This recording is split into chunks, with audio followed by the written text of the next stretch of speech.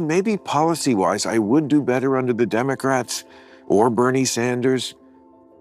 But these other people just seem fucking crazy. They seem like committed to just going to absurd lengths just for shits and giggles, just for the fuck of it, just this bizarre attachment to things that are just ridiculous. To your point about, is he just crazy?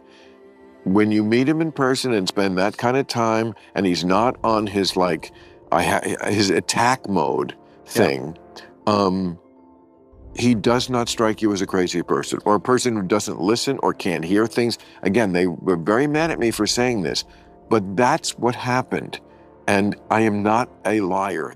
The Democrats are frantically trying to emulate Trump with everything from their attempts to replicate his image, charisma, and energy, but come on, it's not working. Even Bill Maher weighed in criticizing the DNC for a lack of originality and authenticity. His evisceration unflinching, funny, and right on point. And we have all the scoop here, but first don't forget to hit the subscribe button. Let's get started. I just don't feel like anybody in this country can even presume that what people think about them is anywhere near the truth. And if you do think that, you're very naive, and people are just going to want to believe. Somebody told me just the other day that, speaking of girlfriends, this one is funny. This one wasn't in that list, but they could have put it there. But somebody, they were out to dinner with a few people, and this person said that I used to date Ann Coulter. I've heard that. Which. I have heard it. Okay, well, but it's not true. And both of us would say that. Now, am I friends with her? Yes. And anyone who doesn't like that can go fuck themselves. I'll be friends with whoever I want. I think I proved that over and over again, including with Donald Trump. You know, I believe in talking to people. But it's not like I've ever, to either one of them, given an inch on what my beliefs are. Maher didn't hold back. He ripped into Crockett's so-called charisma, dismissing it as little more than podcaster-style posturing. Ouch, it's funny really. If you're going to shamelessly copy someone, you'd at least hope to get a little credit for the effort. But nope, Maher saw right through it to him. Crockett's act isn't bold, it's crass, desperate, and painfully inauthentic. And let's be real, the guy she's obviously trying to model after Donald Trump had no need to fake accents, adapt his language, or practice his shtick in order to catch an audience. He simply was. Tellingly, Maher wasn't alone in criticizing the falseness. His guest caught wind of it as well and gave a devastating destruction you won't want to miss. Congresswoman Crockett is a member of the... One of our big problems, I think, politically, is like this idea that we're the good people. We know we know what's good. And anyone who doesn't agree with that, well, they're an existential threat to America. And that happens on both sides. I agree, but, you know, It is a weird position for me to be in.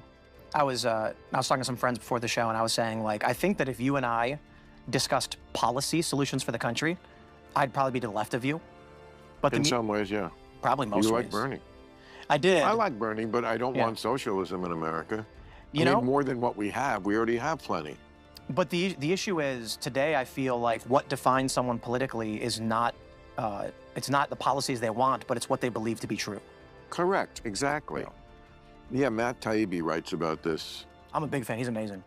The Democrats finally caught on that voters like to respond more to aggressive raw personalities than to wooden over-honed ones, so now they're busy training the future crop of politicians to be raucous, boisterous, and relatable. But here's what they still don't understand: you can't pretend to be authentic. Voters aren't stupid. They called out Kamala Harris's forced rehearsed sound bites and Tim Walz's holier-than-thou hypocrisy, and they'll call out Jasmine Crockett's fabricated cool just as well. Charisma can't be manufactured and marketed like a slogan on a campaign sign. The harder they push, the worse it gets, because let's be honest, attempting to emulate Trump without being Trump, that's not a plan, that's a joke. If you don't already know Jasmine Crockett, check out this clip. Modus operandi of news organizations used to be informing the public, and then it became audience stroking. How can we interpret this thing that just happened in such a way that our audience will give us likes? Yep. I like that. I like you said it that way. I like your point of view because that's what I already think, and I hate them, and so I like. He's right. He's right. Yeah. No, and it's just. I worked for ABC. Started ABC New Division did a joint venture in 2014 called Fusion, and I was at Vice, and I moved over there, And then they told me that the new trend was going to be called mission-driven storytelling. And I said, what does that mean? And they said, there's no such thing as objectivity. Everyone is subjective. So we're going to tell the stories that our audience wants to hear. I had a meeting with the president, and he was talking to me about this, and I said, does that mean if there is a news story that is true and important, we would choose not to report it because it might upset our audience? And he said, yeah, I think that's fair. The company went bankrupt. They fired everybody. But this wasn't unique to them. They were chasing the trend. One of their marketing guys told me explicitly, we want to maximize shares because we have to maximize views. That soft-spoken, clear-headed, level-headed Jasmine Crockett. Yet prior to the DNC's decision to turn her into their next big thing, previously she had a warm manner about her, smiling, frequently considerate in her answers and down to earth. But since the party began grooming her for a leadership highlight, it's as if she's undergone a full-fledged personality transplant. The elegance is gone and an over-the-top hot-headed alter ego, who seems jarringly out of character with who she actually is. She's swapped authenticity for theatrics, replaced nuance with noise, and what's the end result? She now appears to be phony, someone attempting far too strenuously to cosplay as the Democratic equivalent of Donald Trump. But this is where the difference lies. Trump's bluster wasn't scripted, it was raw, unedited, and conviction-driven. Crockett's impersonation, however, is akin to a poorly acted performance, overplayed, amped, and cringingly obvious. Voters can smell a performance from a mile away, and by attempting to harness Trump's fire without his foundation, Crockett threatens to become not a leader but a caricature shaped by consultants, supported by handlers, and inevitably burdened by her own inauthenticity. Speaking recently with Chris Cuomo, Bill Maher doubled down, condemning Crockett once more for mocking other politicians and criticizing the DNC for pushing her so hard. We have to maximize views. We have to maximize views because we've already sold a set amount to the advertisers. One company bought 500,000 views from us. We don't complete that contract until those views are delivered. How do we deliver them? Angering moms. Middle-aged women who are angry share more than anyone else, so we're going to write stories that do that. That's actually what he told me. So it was social justice, it was racism. I just pictured my writers all guffawing just because, I've had like a writer's room since 1993, Politically Incorrect. Yeah, wow. That show went on there. So I was a little kid. Yeah, I'm sure. And it's, the joy of my life, one of the great joys is having a writer's room. I've said this before, but like Paul McCartney once said, I'd rather have a band than a Rolls Royce.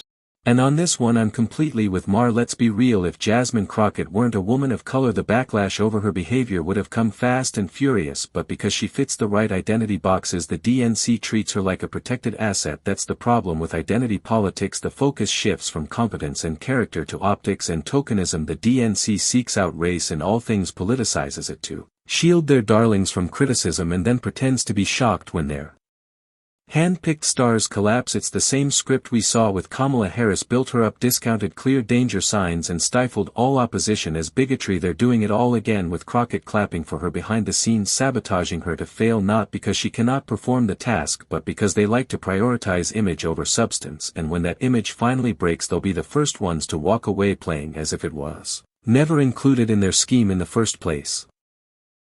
Only last month Crockett called Nancy Mace a child in a furious debate. Watch this. Intro 6.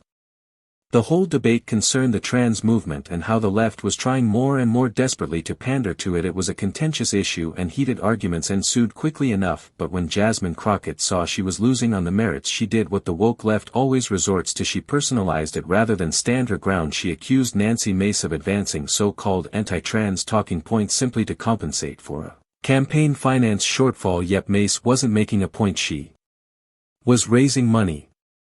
My politics are like, if you were, I'm like a Chicago liberal, but the way things have gone, especially with like the woke stuff, this is where I end up in this position, and so does my neighborhood. I think it's interesting to see my neighborhood reflective of my politics and vice versa. I think the phrase I was using last year was aggressively non-common sense or uncommonsensical. And it's like I accent aggressively. I don't think the woke people who have the vast amount of energy really in the Democratic Party understand why the people vote against them. And it's like, because if you add up like how many people are really affected by some of the aggressively uncommon sense things. It's probably not that many. You had a great bit on that. Yeah.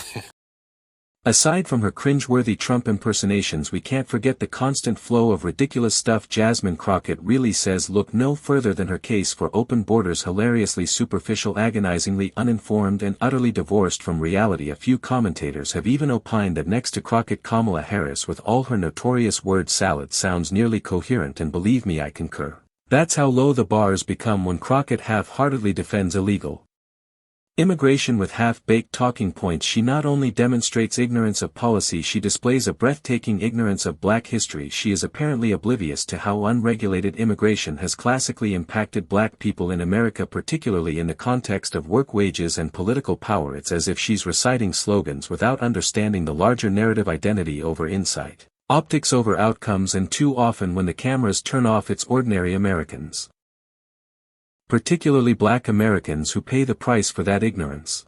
But when you add up these things, and men competing in women's sports, and just too much indoctrination of children with sexual ideas that they're too young to understand, when you add up all these things that get in the media a lot, it paints a picture, not a wrong picture, in the mind of the average voter that, yeah, maybe policy-wise I would do better under the Democrats or Bernie Sanders, but these other people just seem fucking crazy. They seem like committed to just going to absurd lengths just for shits and giggles, just for the fuck of it, just this bizarre attachment to things that are just ridiculous. Unfortunately, this is who the Democrats are grooming to top their ticket in 2028, a person who is boisterous, aggressive, verbally rude, and who publicly dismisses viewpoints different than theirs. They have been so convinced that emulating Trump's tone is how to regain disillusioned voters that they will likely miss the fact that Trump didn't win by yelling the loudest or insulting the most. He won because he presented a clear alternative, policies that resonated with working Americans, and a refusal to yield to the radical demands of the woke mob. They rallied around him not because of his volume but because of his vision. They were fed up with being lectured at, overlooked, and taxed into insignificance by elite politicians who played social justice theater. Trump resonated with their discontent and spoke unapologetically. The Democrats believe they can capture that formula by merely cranking up the attitude, but without the backbone, without the results, and without the guts to buck their own ideological fringes. All they have left is noise and voters. They can smell the difference from a mile away. But I do think that the way the Democratic Party has handled opposition has guaranteed the kind of Trumpian politics. Well, I'm sure you heard about my little trip to the White House. Absolutely. And very impressed. Thank you. And the thing that upset the far left so much, these same people who believe in the crazy things I was just mentioning, and the ones who really hate me, they really found a new reason to hate me, because when I came back and gave my report about it, among the things I said, to your point about everything is he crazy, was, I think, word for word, a crazy person doesn't live in the White House. A person who plays a crazy person on TV lives in the White House. Yeah. And they found that very triggering. This is something I specifically want to point out. The Democrats are quick to judge and attack people for their beliefs, lifestyles, or affiliations, but conveniently overlook the hypocrisy in their own ranks. Consider Jasmine Crockett, for instance. She attacked Congressman Byron Donalds for being married to a white woman and attempted to justify it as some sort of betrayal. But let's not forget that her party's previous vice president, Kamala Harris, also married a white man. Crickets from the outrage mob, and it only gets better. Bernie Sanders is obsessed with tearing down the oligarchy, complaining about billionaires and corporate profiteering, and yet mysteriously he never seems to remember that his own political party is infested with them neat oligarchs. Take a look at mega donors George Soros. But that was my estimation. Again, to your point about, is he just crazy? When you meet him in person and spend that kind of time, and he's not on his his attack mode thing, he does not strike you as a crazy person, or a person who doesn't listen or can't hear things. Again, they were very mad at me for saying this, but that's what happened.